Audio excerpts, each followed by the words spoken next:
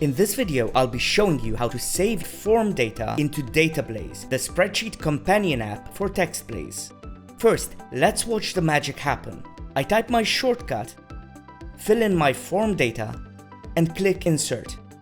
TextBlaze inserts my snippet according to the information I filled out.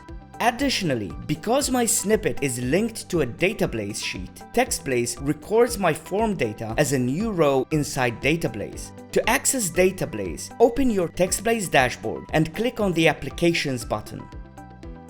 Click on an existing space or create a new one. This will bring up the sheets for your space. Click on Snippets, Add Row, and Add to TextBlaze. This will create a new snippet linked to your chosen DataBlaze space. In the Commands sidebar on the right, you'll find additional commands related to DataBlaze. To learn more about how to automate your writing without giving up your personal touch, please subscribe to our channel.